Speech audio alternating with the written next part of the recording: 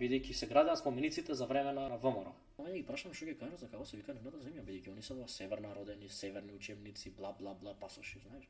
Ја нигде никаде брат цела група вика Северна Македонија. Јас сум шок. И од тој роден почнав да делувам, не, вашата земја не се вика Северна, вашата земја се вика Македонија.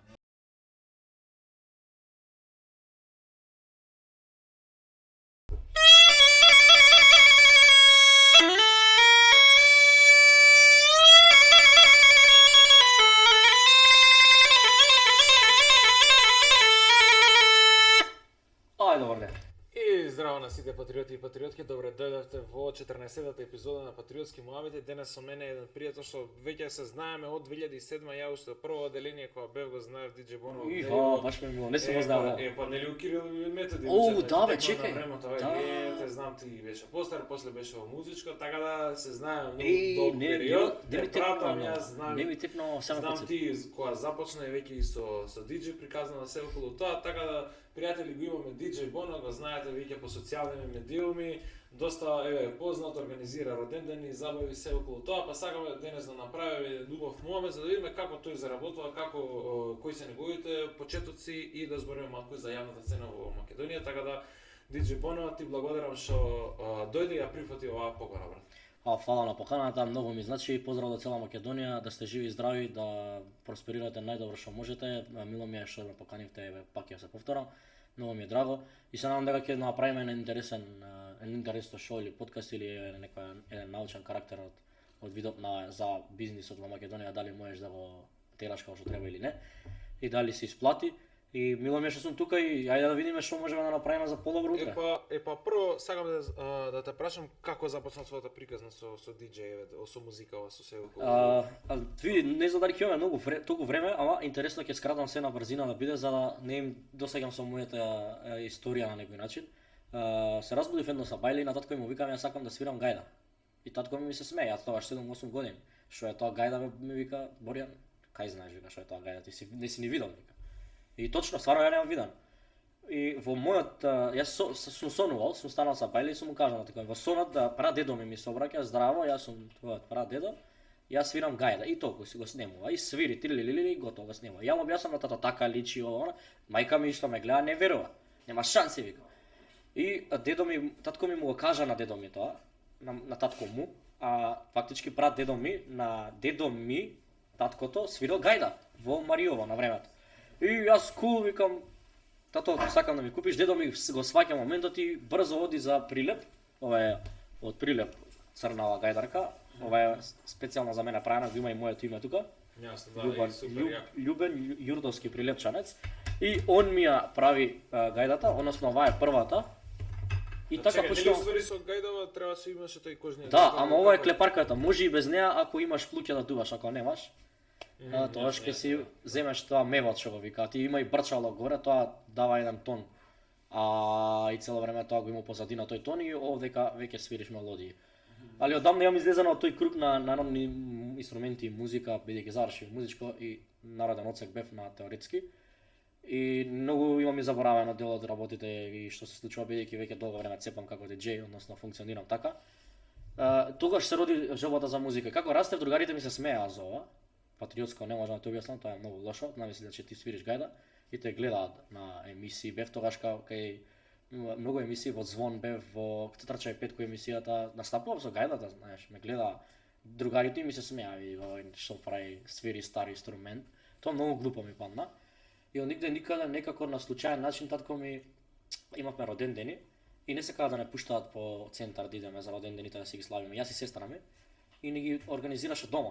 И оставаше звучници и знаеш, забавувајте се, пуштете музика. Никој немаше кој да пушта музика во тие родендени на сестра ми и на мене. И секогаш јавев тој бидејќи прво ја знаев и техниката, бидејќи ја чепкав дома, татко ми дозволуваше. Режев цедиња тогаш кога немаше USB-ња или немаше Bluetooth на ниеден систем. Режевме цедиња на Бершер ги симињав, тоа можеби никој не го знае, ако ме гледа некој може му текнува. И од кога го симнеш на Бершер, треба да купиш CD што го поддржува твојот DVD читач на компјутерот за да изрежеш, па можеш да на сред режењето ти се зезне и да немаш ни CD ни ништо, да си завршиш. Требаше и интернет да имаш, што исто така во тој дел беше многу тешко да најдеш. Тогаш први беа телекабел што пушта интернет во Македонија, ако добро се сеќавам, можеби T-Mobile биле, ама ја немав. Мислам дека телекабел има прв интернет, кој што добро се сеќавам. И чатпат го имаше, чатпат го немаше. Зашто беше зезнато, брат? Си имаш една песна 1 сат, сега за 3 секунди ја имаш. И тоа на телефон директно. И најчесто јас ги ставав цедињата и ги знаев која бројка, која песна ми е. И знаевме другарите кои песни ги сакаме нормално. Тоа бевме деца. Зборам ова, јас сум имал тогаш 7, 8, 9, 10 години. И тоа се го правиме секоја година, јас на сестра ми на роденден теднашка и мојот, тоа се 2 пати во годината го правам. Имаше дома од 70 до 90 деца. Сега нема такви родендени, ја не сум видел. Ја идам секој ден на родендени, нема 70 деца на ниеден роденден. Што се многу пари, замисли 70 деца по 2 сока, по 2 евра. Се многу пари, а замисли 3 да пијат. И плюс храна. Денеска такво нешто не се дешава. Ама тоашка ние не знам, некако не живееме за да пиеме и да јадеме, да се дружиме, да се и на самите родендени јас кога ги организиравме со сестра ми, односно нашите родендени, имавме надпреварувачки игри, се надпреварувавме во играње, бидејќи тогаш имаше филмови Step Up, Cats 2, 3, имаше љубовни филмови, бла бла бла, кај што играат и музикли, имаше High School Musical и Teenage Angels, можеби ти не ни сеќаваш на тие Саси Ангелес и така дале и така дале, што некои повозрастни им текнува на нив и ние се инспириравме од тие филмови, серии и приказни и ги правевме на забавите. И така јас сватив дека тоа е професија, ја не знаев за тоа. Ја не знаев што е диџеј, на 7 години никој не знае. Денеска децава знаат. Знаеш, знае на 7 години ти каже што е диџеј, што ме работа, што користи. Ја не знаев тогаш дека постои миксета, грамофони. Појма немав ништо, само пуштав музика од тоа CD плеерот, ти кажам на касетофон, ја го ставаш CD-то и вртиш Cats песна и плей. И чекаш 3 секунди да почне, да разбира, многу глупо. Потоа дојдоа лаптопите и пуштав од YouTube. 2 YouTube бара отвараш, песната ја поместуваш кај што гледаш дека треба да памтиш. Ако има реклами или зборење на почетокот, скип идеш, ја поместуваш, па почнува таа песна пред да заврши, го отвараш другиот таб, ја пушташ таа песна порано, за да кога ќе заврши оваа да влезе во точниот момент. Тоа BPM немало, брат, тоа се удира, нека ти се удира, знаеш, не можеш секогаш перфектно.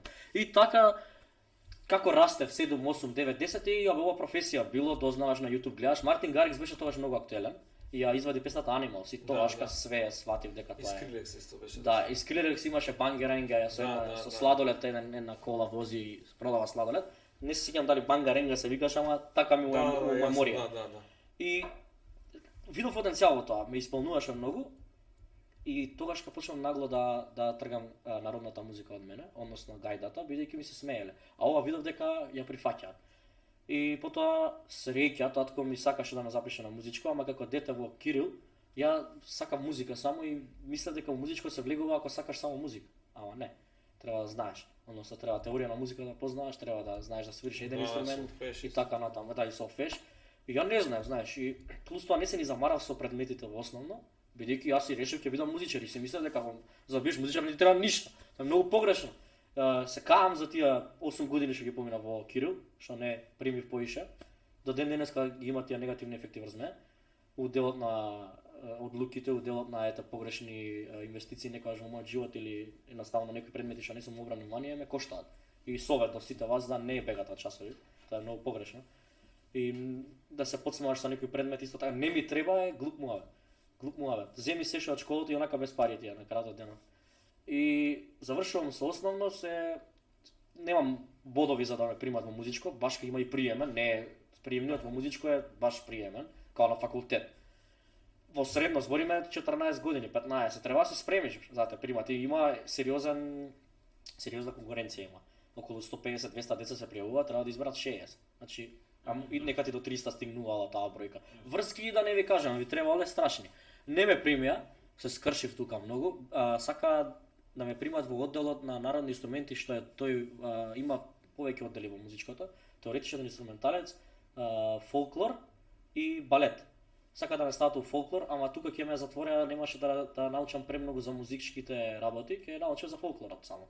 И татко ми или мајка ми не им се допадна тоа и не ме запиша. И тука ме убација во коца металец. И ја тука како дете од Шенто, израснато, што можеш да правиш коца металец, глупости. За 7 дена најголемите глупости ги направив во школата. И татко ми го виде тоа, не можеше да се помери, а свирев гајда многу убаво.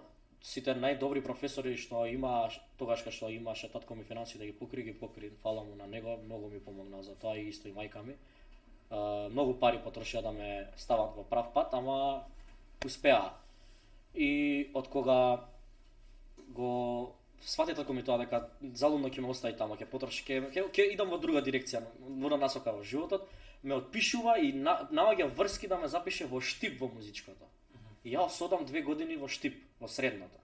Таму живееше? Да, под стан. Во тој момент татко ми има сериозни проблеми со бизнисот, бидејќи се градеа спомениците за време на ВМРО. Се градеа спомениците и се трга тие трафики улични. Не знам дали имате приметено, сега нема трафики улични. Да, има киосци и се така многу убаво збутани во објекти, да, во згради објекти, каде да. што не ти смета на постојка. На времето на автобуските многу имаше такви трафики. Да. Мама и тато држаа 3-4 трафики у Скопје во тоа време, ама ги бутаат во еден момент сите, на улица остануваме, без никакви решенија со еве ти работа или еве ти обештетување за бизнисот. Не само ги тргаат одеднаш никаде, тогаш влегуваат моите устрашна криза во која на крај доведува до банкрот. И ја тоа го 2 години учам у Штип, толку многу ми посветија внимание во Штип да научам да бидам музичар образован, што јас се заљубив у самиот кадар на професори и наставници, тоа друга димензија. Патриотско друга димензија, брат, кога дојдов у Скопје последните 3 години, тоест 2 години, трета и четврта, овде не се замараат со тебе. Овде не ги боли, овде ќе те направат глуп за да им плаќаш приватни часови на други професори, за да не се види таа обид за бизнис, да не се види во образовна институција, бидејќи е против закон. Ти да наплаќаш дополнителни часови на тој што предава, што е законски казнено. Они го правеа тоа, ама многу паметно, те предлага друг наставник, што се они у комбинација, не разбираш. Да одиш кај него, да те научи, у случај да се дознае дека ти наплаќаат, да не биде првиот наставник што ти предава, пак е другиот, значи не ти е официјалниот наставник. Многу игриво, што искрено го открија многу луѓе, ама јас бев туку многу борец за тоа да го видат сите. И дури на крајот кога сватија дека сите тие цаки ги отворив, ме пуштија, бидејќи брату не можно ја у Штип да имам петка, истиот тој предмет, и у Скопје да имам кец и да ме остави на полагање. Не е можно. А тамо знаеш си тестови има и вамо и тамо, не ми става тамо петка на лепе очи, си има документација. И тука за време во Штип ми се отвора ситуација каде што пристојувам, доле има дискотека. И во таа дискотека се правеа родендени. И јас многу имав желба за музика, го правевме, нели муабетот, сме организирале детски родендени со сестра ми. Се симињав доле да гледам што се дешава, ама никогаш немаа диџеј децата на роден ден. Бидејќи најверојатно или не знаеа, или тогаш диџеите беа презафатени со други работи, па не пуштаа на детски родендени. И од нигде никаде се викам, дај бе, ја ќе пуштам тука, газдата таму го вргнат, не е проблем, не треба пари, знаеш, мене ми убаво, пиење, сокче ќе ми даде газдата. И јас знаеш како се осеќав, братко, ку знаеш што да правам во животот. После тоа сватив дека можам да заработувам, а тоа и газдата ми даваше 300 денари, ама морав да го иџогирам и целиот локал. 500 квадрати беше локал. Со доместос на 15 години, знаеш, сипаш доместос у кофата, џогираш патриотско, завршува вечерта, идеш да спиеш, абе брат, као да си маван со боксови со шамари. Пошто доместосот толку е јак, ти 15 години имаш, џогираш 500 квадрати, тоа си ти е саат време, 2 да џогираш.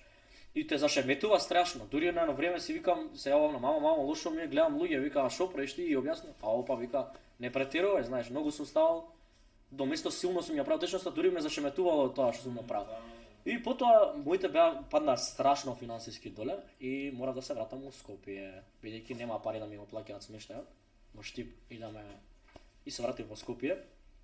И тука среќа мајка ми, познавајќи се од факултет, мајка ми запиша покасно факултет од животот, над 40. Познавајќи пријател ме предложува во Тренд, во кафичот во Скопје, овој што средина кај Мериот Карш. Ме предложува да идам да пуштам музика на детски родендени, таму имало детски родендени, ама имало некој диџеј што се скарал со тој другиот диџеј, имал се вака хаварија, да одам да видам како е. И ја нигде никаде на мајка ми викам, ако ме може, ја брат искинати фармерки патика, цепа од сите страни, се симињам у Тренд партирум, поранешно парадиза за тие што се повозрасни. Луксузен локал, светла, чуда врагови, не сум видел ја такво нешто, не сум ни искусил, се симињам и викам, што правам ја овде, бе брат, си, што ќе правам ја овде. И ме вика тој, кај си дечко, ајде дојди. Кој дечко, јас 17 години, знаеш. Она мислам кој знае колку години имам. Ајде вика еве тука. И јас останувам, CDJ 400, тоа не ти е јасно на тебе, ама тоа е CDJ. Направа за пуштање музика, CD влегува у нези USB. Ја ни USB ни CD имам. Ја викам дечки, ја мислев лаптоп ќе ми даде. Нема лаптоп. пушташ на овие. И на USB-то имаше 40 песни, детски, и ја требаше да ги пуштам тие песни, ама да има и пауза и све. И така оставено све и тера, знаеш. Дневница 600 денара. Од роден ден 600 денари. Ја 600 денара тоа на 17 години, знаеш што ми биле, брат? Година беше, да. Тоа беше, ако добро се сеќавам, ја бев 17, значи сега имам 26, пред 9 години. 9 години тогаш сум бил трета средно. 2000, да, 16.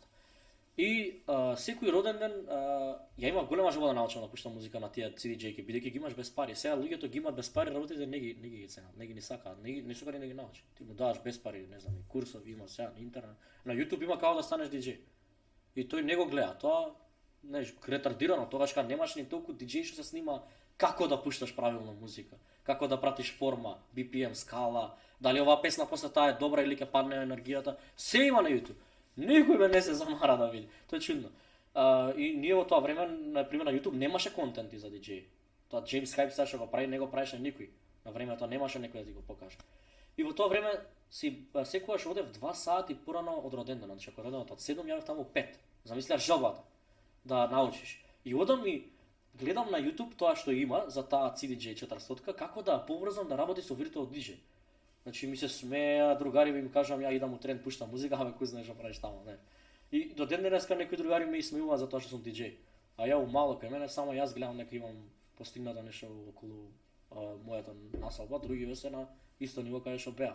Дел од нив продолжија да си се собираат пред напуштени објекти, градинки, си пијат пивце и збораат за успешни луѓе, не овој клошар, овој така, знаеш, класичен македонски ситуации. Учам во тој момент како диџеј, мислам, трошам време да научам таа техника и го конектирувам CDJ 400 со виртуал диџеј. И тоа што више почна да ми стануваат јасните појаки, на работите појасни и влегов длабоко во работата. Секој роден ден го анализирав зошто децата не ми играат. Пример, сега ќе приметите, ја да те викнам тебе ти да пушташ музика и да знаеш. Пуштам им само музика, они ќе играат 3 до 4 деца, 5, највише што се опуштени. Другите не. Другите ќе си седат на телефон. Тогаш кога можеби не седат на телефон, ама срам му е да игра. На машките особено. Машкото у тие години кога што стоаѓа на роденини е многу срамежливо. Ако глуми мангуп, ама не сака да игра. Се срами да игра, се срами да пее. Што е реално не знам од каде, и ние сме го имале тој проблем, ама со текот на годините го сменив тоа, са и машките се такви, играат. И можеби ти се сеќаваш, можеби на гледачи ќе се сетат Биди и Бади. Да. Биди и Бади и Ивце Пивце и дел од тие аниматори у нашето време што беа.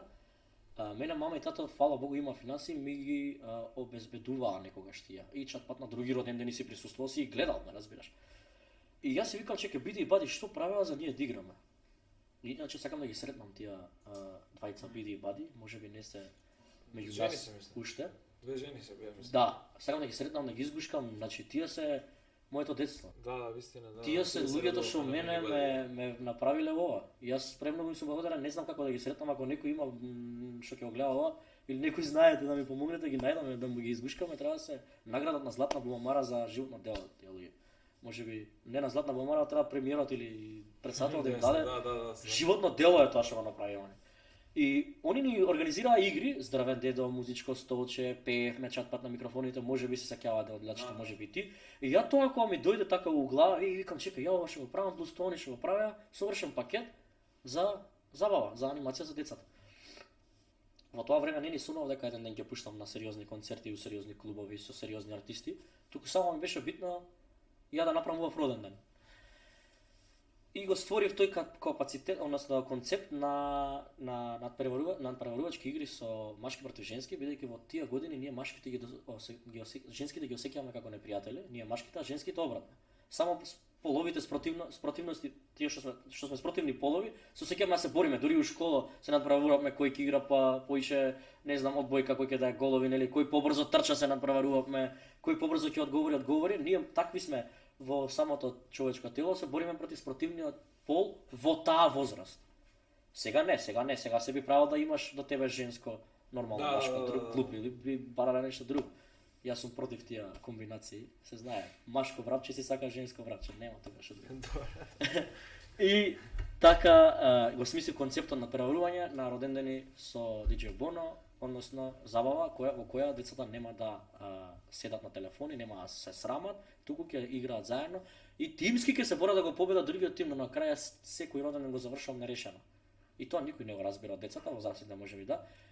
И ми викаа па сега кој победи, нерешено бе дечки, ние денеска си поминавме убаво, заборавивме на времето, така? Се смеевте сите, да. Тоа е најбитно, викам, не е битно кој победи.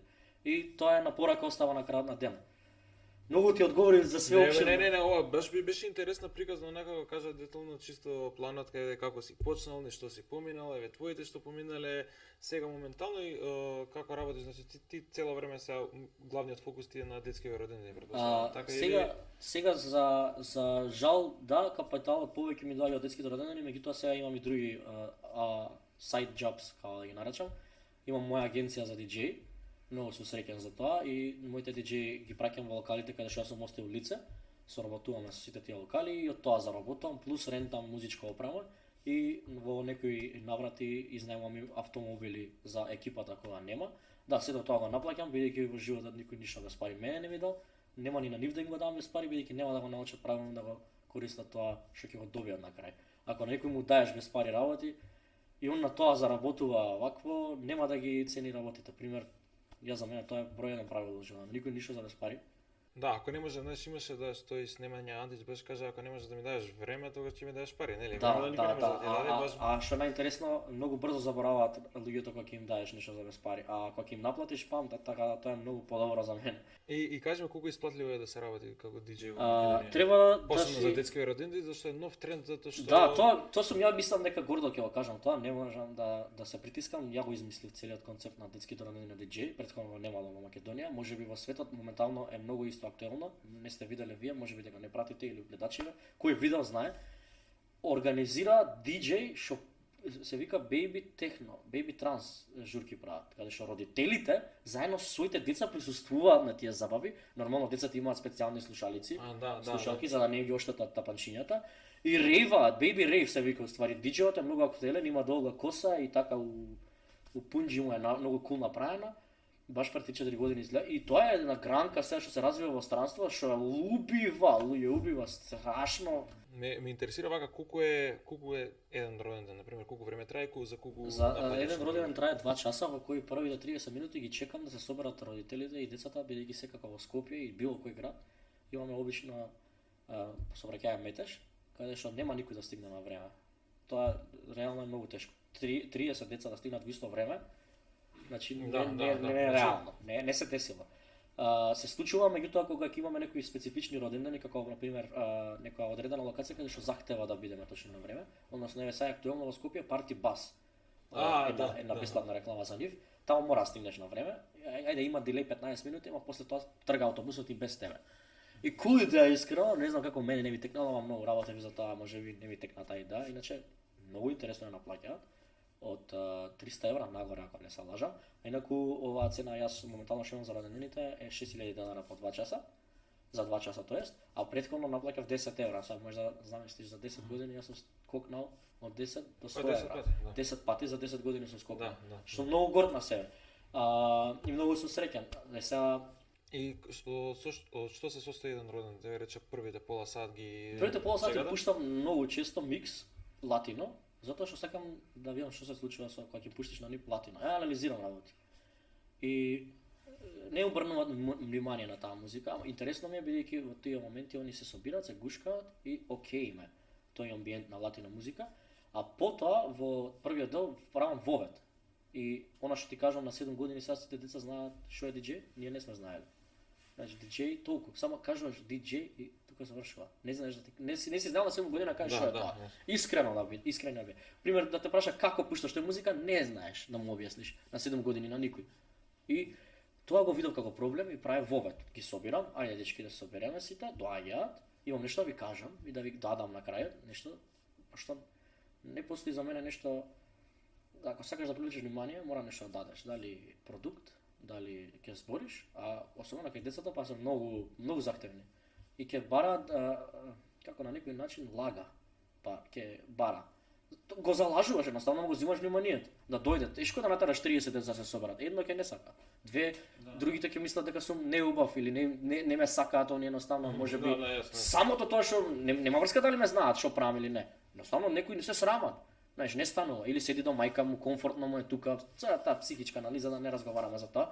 Јас сум ги видел тие работи во текот на годините што сум го работел. И се обираме и им кажувам што е диџеј, ги прашувам.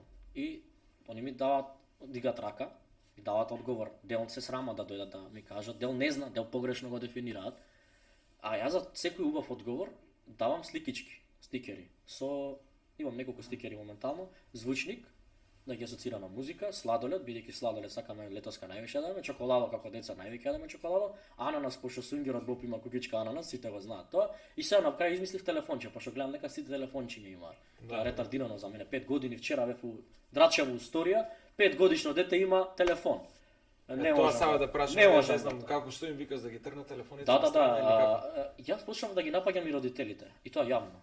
На сред роденден. Да, има и видено една прилика да баш така. Да, немам срам бидејќи сметам дека не правам ништо погрешно, особено за деца. За децата. Како можеш ти да му дадеш на 5 годишно телефон со интернет, брат, пази, со интернет. Да. Тоа е ретардирано бе, човек. Телефонот, знаеш, телефонот како телефон не е толку проблем. Дај му друг телефон, Nokia дај му на прекло. Социјалните мрежи се проблем затоа што се лесно достапни многу информации. Може детето да се наведе на на порнографски материјали и на лоши работи, на Симилја игра и тоа дете игра на сред роденден, татко му го чува ускут и он е задоволен со тоа. Тоа е погрешно вече. Тоа последици ќе се роди негативни, нема ти прави муавет утре други ден бидејќи ќе игра посериозна игра. Па после ќе влезе во толку сериозно во светот на игрите што знаеме како завршуваат делови. Да, и рецепторите на допамин, нели? Да. Цело време многу е погрешно, многу ги напаѓам јавно родителите, се карам со нив на сред роден, викам што е ова, викам. И како гледаат родителите? Прво дел од нив реагираат од срам, бидејќи ги напаѓам јавно, а дел од нив не се замарат како ништо да не им зборам. Знаеш ја имам приметено на пример на некој фамилиарен ручек, таткото со телефон, мајката, децата сите на телефони и некако туку некако тажно ми изгледа цела слика. Јас се што направив за овој муавет апропо да продолжам. Смислив најнова игра. Родители против деца. Да, ова ги шокираше сите кога го направив. Последните 10 минути ги посветувам на родители против деца. Ги зимам сите деца, им шепкам дали сте спремни, викам сега да играме против родителите. Они толку многу се срекни што ќе играат против родителите, допаминот им е 1000 во тој момент. И им викам, ќе идеме сега сите родители, ќе ги фатиме за раце, ќе ги влечеме за уши, за коса, викам, и ќе ги донесете тука. И тоа го зборувам тивко. А потоа јавно на микрофон го изкажувам и родители се шок, што се дешава, сите деца трчаат на кај нив, ама се смеат. Доаѓаат они во средина и играме играта, се вика родители против деца. И се направувам, ако победат децата, секој родител на детето да му даде 100 денара. Ти не знаеш тука колку допамин имаат децата да ги победат родителите, бидејќи 100 денара за нив е подарок, знаеш, како награда. И се направуваат сериозно децата. А на родителите им викам, ако победат родителите, 7 дена што ќе каже мама и тато, ќе ги слушаме. И тука се смеат родителите, супер 7 дена без децата, бла бла бла. Во еден роден ден во Александар Палас ја правам играта. Татково и мајка најверојатно биле разведени, не знам. Иначе се случува на роден ден многу разведени родители да гледам, тоа е исто многу лошо. И ми е многу неубаво на тој роден ден. Разведени се и татково од еден момент почна да плаче на сред роден, игра со ќерка му и плаче. Ја не знам што направам, човек. Доаѓаме гушка, вика да си жив и здрав, што ми направи ми на душата, не си свесен, со моето дете да играм, ја не сум играл никогаш со моето дете. Ми го направи денот, а мајката од таму трча и ми вади 200 евра бакшиш, брат. Роден денот не кошташе долго цел. И ја му шок, знаеш, не треба, знаеш, нема што. Не, вика, лауда ти да продолжиш вака, многу родители ме поддржуваат во работата. Дел тие што ги викам ја, па не знам ни името како да им не знам како да им давам придавка на не знам, кремци или мемци или поима немам. Зашто тоа? Дел од родителите не го прифаќаат моето дело. Значи, како премногу сум бил многу сум се шалел со децата. Јас, знаеш, ќе дојде некој дете, како се викаш ти? Јана. На микрофон каже, ја вика, аплауз за банана. Ама и они многу се смеат децава, а родителиве не им е интересно. Сега јас за да ги насмеам децата викам, ќе играм игри, ама забрането прдење. И они тука хи, ме разбираш, таква тема им е смешна. Сега има родители доаѓаат на крајот на роденот, вика, не е битно јас што мислам. Битно е моето дете дали се смее, вика денес. Дали ќе сака пак да те види. знаеш. Не, стварно ти ја баш бев на еден роден да те гледав од страна, а многу добро ги имаш поврзано комуникацијските вештини, знаеш да направиш анализа на детето што сака, зашто се радува и истовремено диџе. Значи тие две работи кои Да, ги спои, да. тие прилично добра комбинација, интересна комбинација, значи многу интересно е у светот секогаш функционира две особини или две спецификации на еден човек. Знаеш, не може само да се диџе, може да се екстремно добар диџе или тоа, или да се ептен добар нели во комуникација, ќе работиш продажба, сега ти ги спојуваш овие двете работи и правиш тој производ. Да. Јас и на забавите професионални во кафичи и во клубови, јас сум единствено диџе во Македонија што користи микрофон. Може да замислиш што е ретардирано. Ја не сум крив што другиве има пари да купат микрофон, не го купува. Треба да си храбар. Ја тоа на сите сега млади, ако ме гледаат млади воопште, храбри треба да бидат. Мора да преземеш ризик. Знаеш, некои работи едноставно мора да ги трнеш. Не може да идеш после работа со такси дома. Тоа не го оправдано. Нека да болат нозет иди пешки со автобус. Јас сум бил со микседата од Кирил, тука е Свети Петка. Да. Станицата, знаеш, кај од другата страна, не од кај на Судска. На Судска, да. Од тамо патувам до Тренд Парти Рум до площад пешки, секој ден сум одел во Тренд 7 години. И сум се враќал пешки, знаеш колку бил тежок ранецот со микседата. Крп ми искинувал. А тамо 12 сати пуштам музика во Тренд. Завршувам петоци саботи по 12 сати пуштам и недела музика. Може да замислиш 12 сати музика. Јас ти кажувам патриотско и да те ставам 12 сати да слушаш музика, дека ќе нема знаеш како се викаш. Замисли 3 дена да слушаш. Да. Ти еден сат да слушаш само музика, после ќе искочиш на воздух, ќе запалиш цигара, ќе намалиш, ме разбираш, 12 сати 127 децибели. Е исто као војна. Затоа не слушаш никој. Да, ретко кој слушам, искрено намалено ми е смиреноста. Немам како да трпение немам воопшто никакво, многу ми е жал за тоа што тоа го имам изгубено, ама тоа е работа да се носи после. Јасно, друга страна ми се допаѓа тоа што македонска музика. Многу работи на тој проект. Да, македонска. На многу работи се посветив паралелно додека пуштам музика. Видов дека прво многу ми е крива што таа музика што ја пуштам, тоест што оние сакаат ја пуштам, односно таа музика што е без никаква форма музичка, а и текстот е премногу лош за децата. И едноставно се откажав да солам и прифатив некои работи. За возрат добив пари, што реално без пари не може да функционираш во светот. Љубов треба да има, ама сметката за струја треба некој да плати. Сакам повеќе да ми кажеш за овој македонскиот проект со македонска музика за деца. Го фатив да го работам бидејќи ја свирам народни инструменти, татко ми има всадено во мене македонизам, патриотизам, си обожавам земјата. Прадедо ми има и дури лежано затвор ми кажувал дедо ми, лежано затвор за тоа ВМРО на времето. Тоа солунски комбинации и така натаму. И идев и на игрорна, 8 години идев и на игрорна и многу ми беше мило што ми е запишале на игрорна. До денес ми е криво што ме пишале тоа, ама финансии немале да издржат како моите. И бидејќи свирам народни инструменти, си викам, зашто да не направиме маши македонски песни да имаат ремикси. Цел свет прави, само ние направиме. Во тоа време имаше направено еден инструмент бабура, не джунгер. Да, бабура, со Маки сум се родил. Ја тогаш како бев во почетоците на диџејството, мене тоа ми било брат, не знаеш како сум го доживувал. Многу јако. И Џајковски кога го сретнав како расте во таа сцена диџејска. Џајковски на Оскар со што направи преработката Rise Up Your Hands. И си викам еден ден може би ја ќе ја направам нешто вакво и низ тоа растење, низ тие настапи одења, многу малца македонска музика имаш. Една од песните што најчесто ја пуштаме беше 1003 од Тамара Тодевска. А потоа ја убацив и Дирлада од Меморија. И тие две кои ги пуштав, искрено имав многу добар фидбек. Потоа почнав агресивно да го пласирам брандот на Urban Records, бидејќи беа македонци и до ден денес не ми е криво. Паралелно и го форсирав и Слаткар. Во тоа време само ја бев човек што пушташе за време на короната музика. И во сите места многу јако форсиравме македонска музика и настапував со дел од екипата на Urban Records, скоро со сите. Таско Двабана, Тракер, Јосиф, може би дел од нив ги имате заборавено, веќе не се ни многу актуелни дел од нив. И кога го правевме тоа, тој ја настапи со Urban Records, сватив дека може македонска музика овде, знаеш, како кој ќе биде. И се сретнав со еден човек, односно дечко, помал од мене, Гокшата се вика, Горан уствари, Гокшата. И он ми вика, ја многу добро разбирам FL Studio, дали ти треба помош за нешто? Ја му викам, брат, ја разбирам музичка теорија, имам колку толку доволно, викам, ти знаеш, викам, добро FL Studio, имам, викам, ја дома некоја basic опрема, дојди да пробаме да направиме ремикс. Прво не направивме ремикс на македонски песни, на комерцијала нешто направивме. И видов дека не бива, и од тој момент имав капитал, собрав тоа што имав, отидов сите пари ги плеснав на equipment, на опрема за студио.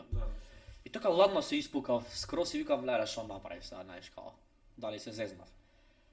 До ден денеска не профитиравме од тоа, добивме на рейтинг, не ценат некои луѓе, еве како ТВ и така, не ценат, тоа го добивме, парично не заработиме ништо, ви кажам најотворено, од тие проекти. Аплауз добивме на места каде што требаше, на некои места ништо немаше, никаква реакција. И го формираме дуото Гокшата и Боно, јас му давам идеи, му ги тропам работите со раце, му ги пеам, викам може овој ритам да поднесе таа промена што сакаме да направиме, бидејќи македонската дело македонската музика е 7/8. Разва, а диско клуб и тие ремикси се 1 2 3 4 1 2 3 4 1 2 и сега ремикси разва, да го направиш 1 2 3 4 е процес. Дел од диџеи дека ние точно почнеме да го правиме, го правеа и утињаа многу работи, бидејќи нема теорија на музика и солфеш, со владано. Ние го надминавме тој проблем, бидејќи ја го имав тоа како музичко ми го предаваа и го имавме. И многу убаво ги преработивме дел од песните, особено на оваа песната што еве сега Ој девојче, многу убаво ни се вклопи и направивме и ред други Јовано Јованке, многу беше тешка за изведба, ја изведовме. Ја работевме со Викторија Евтимова. Девојчето, мислам дека ти имаш ставено на стори за на песна што прави они заедно со Браке Арџи. Да. Па не, гледај се, добро тоа. Не, скроз те поддржувам и за тоа и нив поделено ме мислењето, бидејќи од моја музичка кариера работите другше функционираат во Македонија, а од твоја гледна точка македонските работи другше функционираат во Македонија. Па добро, да, може да се каже. И прифатливо е. Го прифаќам и твоето и нивното размислување, не ценат, патриотско не ценат нас, како можеби сега ти направи ефект да се цени народната музика, ама диџеите не ценат. Артистите што пеат хип-хоп модерен не ценат.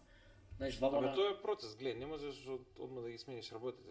Да. Дека не се цени македонска музика. Да, многу е лошо тоа. Ние се бориме со нешто што не го сака народот. Да, вистината, прво по кафаните се. Ти успеа, тоест патриотско друштво и целата организација успеа да направат еден правец што треба да се гордееме сите за тоа. Мене многу ме радува на децата кои ќе им се пуше, има ја го правам. Да, имав музика и тоа стварно некако. Види, тоа го сака и гледам дали го сакаат. Ако не го сакаат, знаеш, не го сакаат. Да, не го форсира, да. И сето тоа почна со кога видов тебе со твоето движење, че викам да ја нешто направам човек за државата. Што само ја ќе седам и ќе гледам и ништо нема да правам. Само ќе те споделувам тебе. Да. И тие што го правиме тоа ништо не си направил, ако само се сподел. Дај делувај. И почнав да ги прашам како се вика вашата земја. И ја брат, седам така на еден роденден и си викам, ајде ги прашам што ќе кажат за како се вика нивната земја, бидејќи они се во северна родени, северни учебници, бла пасоши, знаеш. Можеби дали знаат деца, си викам, дали не знаат, викам дека не се северни македонци се ние. Ја нигде никаде брат цела група вика Северна Македонија. Јас сум шок. Викам што е ова, човек? Пораз, родителиве не се родени во Северна. И од тој роден почнав да делувам агресивно. Не, вашата земја не се вика Северна, вашата земја се вика Македонија. И тоа со текот на времето, низ овие еве актуелни 2 години, ќе ги кажам изминативе, претходно не бе волку редовен на детските родендени. Го сменив, сега знаат да си ја кажат земјата, знаат македонски песни, ја не сум ги пуштал тие песни, туку дома, после тоа дали родителиве уклучиле втора брзина, па им кажале ова е македонска песна, слуша. И морам да ти споредам и ова, прашувам прашање кој е најбрзо животно, викам, во светот. И сите тука рипаат да кажат, демек знаат, ама никој многу ретко знае дека соколот е најбрзо животно, сега он не спаѓа во животни, спаѓа во птици. Тоа е животно што како не спаѓа. Не ми е јасно, тоа треба да ме викне некој да ми објасни биологија. Некој дали што соколот не е ли животно? Добро. What the hell, брате, не знам што да кажам. Гледаш и англицизми користам дури, што е многу погрешно. И тие никој не ми кажува дека сокол е најбрзо или Се птица. вика јагор. Да, јагуар, чита. Да, да. И јас се смеам и гледај како пробувам да ги подсетам, ама негде не успева. Викам, има една македонска народна песна, се вика вака и почна. Море пие вода на Вардарот и ќутаци. Коза вика пие вода на Вардарот. Коза е најбрзо животно, знаеш. Риба. И мајкиве, татковциве сваќаат дека за сокол се мисли. Ама не им ја пуштиле таа песна. Знаеш, тоа е пораз. Тоа е дно. Ти мора сокол пие да нема да пуштиш на детето дома во еден викенд за 1 мај. Ти не знам што прават на 1 мај, брат. Што музика им пуштаат на децата? Тоа е лошо. Ја татко ми кога ме носел на 1 мај, ми пуштал од македонски песни до овие српски што за жал сум ги слушал Мухарем Сербезовски и така натака. Знаеш, Джей не ми го пуштал, али знаеш, ти пуштал музика што е дали нормална е македонска музика, знаеш, што се слуша за 1 мај. И ми пуштал назад калином. Знаеш, се собирале моите родители дома и ми пуштале таква музика и си викам, што пушта денеска родителите да не знаат дека море сокол пие, треба во секое дете да го има тоа, бе. Треба таа мелодија да ти е јасна на тебе, бе. Ти таа кога ќе ја слушнеш таа море, ти одма треба да кажеш сокол како македонец. Да, Одма. Ќе се надокнам ќе дополнам уште еден пример, тоа бев во Америка и таму со македонци правам муабет и не знам една мајка тука беше во црква да правев муабет и рече: "Абе ја на детето кога му пуштам македонска музика, на бебево кога му пуштам македонска музика плаче, а кога му пуштам американски или овие нови песни некако мирно може да заспие." Ја викам, чекај, ти сега за бебе може да препозна дали е македонска или американска музика, нема логика едноставно. И сега тука гледаш некој притисок се прави на деца, уште сам старт да се тргнат од тоа македонско и да ги форсираш на американски. Татко ми мене, па нема прашање бе тука, кој не се криви децата. Да, родителите се мене не ми е тешко да работам со 50 деца. Мене ми е тешко да работам со родители што не сакаат да направат ништо ни за себе, ни за детето, ни за некој околу нив. Јас со тие родители имам мака, ја немам мака со децата. Детето ќе ми даде негативна енергија, јас ќе му вратам позитивна, ќе избалансираме, ќе дојдеме до таа негативно позитивна енергија. А родителиве напаѓаат со негативна енергија и ја не можам ништо да направам тука, пошто до нив не е до нас. Сакам да прашам, на пример, како дека овој подкаст е за збориме за бизнис предприемништво и маркетинг главно. Да, само те прашам тука во делот на маркетинг, како ти функционираш, кои стратегии, што правиш ти, на пример, да се испромовираш, речи имаш повеќе бизниси, што е тоа клучно за тебе? Во текот кога растев во Тренд Парти Рум и налета на мене еден господин Јане Јанев, ме виде и ми рече: "Слушај дечко, вику, тебе има нешто поише од само детски родендени, се надам дека еден ден ќе се видиме, да работиме на клубска сцена и на таа диџеј сцена, односно ова што е моментално." И јас се насмеав, знаеш, и викам ајде дај Боже. Во тоа време не можев да го прифатам фактот, веќе растев 21-20, можев да прифатам дека цело време пуштам музика на деца. Ми сметаш. Се осеќав како да не сум добар диџеј, а многу научив, искрено. И почнав да настапувам во локалните клубови, джуниор сцена. Ми се нудеа 500 денара од забава. Многу не можев да го прифатам тоа, бидејќи вамо 600 за детски роденден заработуваш, а овде 500 нудат за каде што прават профит. Да, јасно, да. И окей, се изгазив, егото си го спуштив, прифатив 500 денара да пуштам музика во Привлич Централ парк, тоа го знаат сите, и во Мун на времето. Беше тие две локации беа. Муд, така. Муд, на Железничка. И потоа влегов во таа джуниор сцена и страшно ги возав сите забави. Многу јаки работи правевме. Во едни се сеќавам во едни моменти забавата беше на толку високо ниво што се насвестува дел од децата. Беам помале од мене 3 години. Се освестува, значи готово толку гужва, скокање, адреналин го снемува, ги носа на раце. Ги вадевме на раце дел од децата. Пошто ја бев толку енергичен со настапот, што секоја песна како влагав, нагоре идеше само, немаше да иде надоле, немаше константно тука сме, него иде кулминација цело време. Тоа е сериозно, знаеш, види, сега такви забави нема.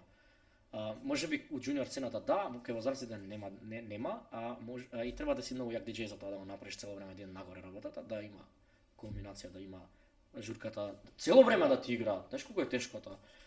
И имаше, објавувам ја евент, DJ Bono прави журка, не чека на джуниор забава, 2 полициски коли на почеток и 2 амбулантни во Привлич. Може да замислиш што се дешава овде. Се рушеше местото. И тука веќе ја како го видов тоа дека многу заработуваат од мојот настан, ме болеше што земам 500 денари и си реков не настапувам више. Тоа ми е најголемата грешка во животот што имам направено. Премногу брзо сакав да дојам до некаков успех со пари можеби и тоа се камо ден денеска и многу бев брз и на јазик и на сега да не сум зборел толку отворено на тие години и да не сум брзал, ќе сум имал сигурно многу повише и успех кариерно и парично.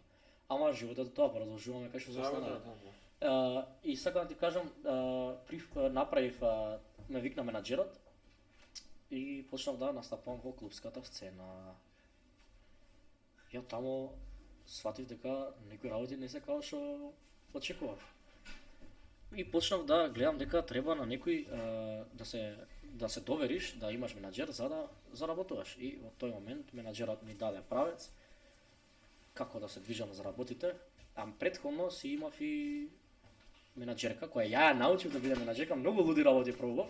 И така и он више кога ме примети во Тренд Парти Рум, ја почнав сам да работам, таа сцена детската ја кренав и викнав девојче го сретнав, викам не можам да прифатам, викам цело време сум на детски родендени и на забавива, а пуштам убава музика. Дај да направиме нешто, ти да си менаџерка, да се јавиш во сите градови, во сите локали, да ме понудиш да работам за нив. Не е битна цена, да само да ме видат прво. И ти рече за маркетингот, да се навртиме на темата. Менаџерот го виде првото моje видео. Ја направив видео, прв диџеј мислам дека бев во земјава што направи промотивно видео. Не знам, меѓу младиве диџеи зборам. Можеби повозрастните правеле, ама ја не сум го видел тоа што. Меѓу младиве ја бев прв. И го правам тоа промотерско видео, на промотерското видео се гледа страшна енергија, го има до ден денеска видеото на YouTube и на Instagram кај мене. Умут го рушиме со еден другар Јаневски, поздрав до него, денеска не сме другари. И го виде тоа и ми се јави и ми вика ајде да почнеме. И ми вика слушај, ја ќе ти дам, вика, врата ќе ти отворам. Ама вика ако не даеш, вика 70% од парите за да ги внесеш во возврат, да вложиш во тебе, во облека, во видеа, во фотографии, во опрема, во обука за тоа да постанеш подобар диџеј, залумне. Ме тоа туку длабоко ми влезе како е порака, што ми ја кажа менаџерот.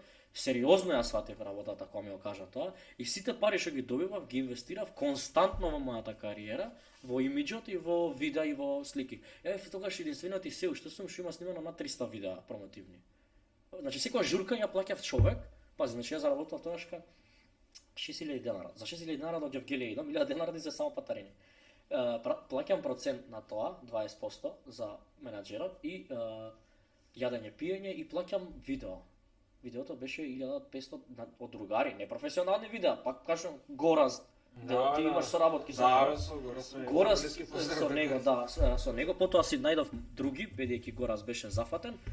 И вложував, брат, у секој забава давав по 2000 денара за видео да направам. Ја доаѓам дома со илјадарка. И знаеш, брат, некако ми беше криво. Ама сега кога ќе се свртам назад 365 ретроспектива, јас сум бил многу паметен за тие години што го направив тоа. И тогаш кога не ни беше толку актуелно да правиш контент, ама ја го правев. Ја го правев и многу ми беше кеф. И еден ме праша, ами зошто го правиш ти тоа? Ја кажам за еден ден кога ќе остарам, викам, кога имам 60-70 години, ќе имам внуците и им кажам, видиш што правев, пошто денеска татко ми не може да ми покаже што прави, бидејќи не прави евиденција за работите. Немало нивно време, вака Инстаграм и Фејсбук. И нема со што да ми се пофали, мене тоа ми беше единствениот одговор кој ден денеска го имам, ама за жал сега и друга перспектива на таа работа ми помогнало да изградам име. Ја имав проблем бидејќи менаџерот мој имаше проблем, дел од локалите не ме прифаќаа бидејќи бев така многу лабав на сцена, не се замарав, немаше кај мене газда, обезбедување, за мене сите беа исти. И им посветувам внимание на сите, се поздравам со обезбедувањето, со луѓето доле се симињам со сите, разговарав прво 15-20 минути, пиеме сок, пиеме пиво или евентуално било која друга алкохолна супстанца И јас се за народот идев ја искрено во тие почетоците. Многу ми беше мило што тоа го видоа дел од нив и сакав да им покажам на луѓето доколку доаат кај мене на забава, дека ги споменат убаво и затоа тие видеа ги правев. Една од главните причини и тоа беше и да менаџерот да има полесно, да има материјал да ме продаде полесно, односно ти препорачувам овој диџеј, види што прави. Знаеш, пошто денеска окото пресудно. Окото пресудува за работата. Знаеш, најчесто дали е убаво или не е. Нема тука други, не ти присудува убавото, окото. Нешто да сакаш, Мерцедесот го гледаш, окото ти го кажува дека е убав. Не гледаш ти, од после гледаш дали има таа опрема, бла бла бла ти. Еве ја познам луѓе што немаат ништо опрема во колите, ама од надвор му е коска, ме разбира. AMG над моторот е 1.8. Да. Не разбираш. Значи гледат визуелно успех и тоа ми помогна да се продавам лесно. И сега генерираш успех тоа, дефинитивно. Многу брзо ја качивме цената и заработав секако поиш. Значи благодарение на маркетинг. На тој маркетинг, да, се посвети многу. Си сватил кога ствари битен во особено во денешно време, ако не имаш таков вид на маркетинг, не знам што уште правиш тоа. И еве вака како за крај веќе бидејќи треба да завршуваме, како ти се гледаш во наредните 5-10 години, например, што ти е следниот предизвик што сакаш да го сложиш со него? Предизвик имам да се справам со тоа да престанам да работам премногу, зашто негативно влијае на секој човек. Избегав далеко од себе. Не трошев време за мене уопште, се сконцентрирав на капитал и на градење на империја на некој начин. Види, сите сакаме да бидеме победници. Не знам, ја многу ретко луѓе гледам да не сакаат да успеат многу. Секој како мал сакал да биде суперхерој на некој начин. И гледам да намалам, а да направам да заработувам или исто или малце помалку само да добивам време за себе и за луѓето околу мене. Бидејќи на крајот од денот и Мерцедесот нема да ми каже ќе биде подобро кога ќе ми биде лошо или евентуално било која друга кола е са глуп момент. Никад нема да ти каже, значи никад. Јас сум се осеќал дома, сум се вратил за 3 дена со капитал што некој го заработува за 2 месеци, за 3 дена. Ја доаѓам дома, не сум среќен. Не сум среќен бидејќи толку си изморен што не можеш да се движиш, ти е исцрпеност до максимум, разбираш. Телото не сака ти стане од крај додека си уморен, не ти размисла ни психиката, само гледаш вака, блееш оваквото, се смириш бидејќи 127 децибели, пак ќе ви кажаме исто кога да си во војна. Чи ракети паѓаат со 140 децибели, со 120. Не знам дали сте приметиле бомба, еве са глуп муаве, бомба ќе фрли ти зуја ушите. 3 минути, 1 минута ти зуја. Епа ние таа е 134 децибели или 130. Ние јас сум 127 константно. И е многу малтретирачки. Малтретирачки. Мислев на прашањето каде се гледаш, дали сакаш се да се фокусираш на некои настапи, на родендени или па нешто, не знам. Се гледам во една рентање на опрема, убаво се кажа, се гледам една приказна каде што луѓето ќе сакаат да имаат убава забава, ја ќе го имам тој проект или евентуално таа агенција што ја промовирам, ќе им ја дадам и јас ќе заработам од тоа бидејќи многу за 10 години некако, многу се 10 години некако цело време да пушташ музика напната. Да, многу се заработува ако знаеш како и ако имаш контрола врз парите и целта ако ти е строго јасна и покажана, односно ја пратиш патеката. Ги охрабрувам сите млади да почнат да работат диџеј или евентуално да се музичари. Сега е полесно, многу. Ќе има конкуренција, ама убаво е да има конкуренција. Ако нема конкуренција, досадно ќе ти бе мене, многу пати ми било досадно. Сум стварал вештачки противник, самиот себе сум се стварал упатекава додека ја одам и се уште, баш застанував неколку пати со менаџерот, со луѓе што ми мислат добро, ги гледаш работите на крајот од денот, да спиеш, стануваш со бајле, гледаш дали некој ти гледа добро или не. Од толку што бев проеден во таа работа, немав веќе ни идеја што да правам. И сам себе си се спротивставав и многу изгубив во таа ситуација. Значи, целиот пат е лудило, треба да си храбар. Ги охрабрувам да почнат да пушат музика, да учат да пеат, да свират, да има Македонија тука простор. Еве чим ја може секој. Да, јасно, не, кажа стварно интересна приказна, тука мора да завршиме, така да тоа е Патриоти, DJ Bono е достапен и на Инстаграм, да те контактираат, да го сакате за родендини, за настапи, за било што, јас моментално и продавам музичка опрема, односно диџејска опрема и имам пример ми се јава некој расипа на мој, ја поправаме, имам пријател што ја поправаме и таа ја продавам, значи имам и стари контролери што ги враќаме во живот и ги продаваме. Јасно. Слободно нека ме контактира за било што во врска со музичка индустрија, пошто мислам дека можам да одговорам за некои работи, за некои има и поспремни. Така да тоа е тоа, патриоти, ви благодарам што гледавте и се гледаме во следна епизодија Македонија Весец. Чао, чао.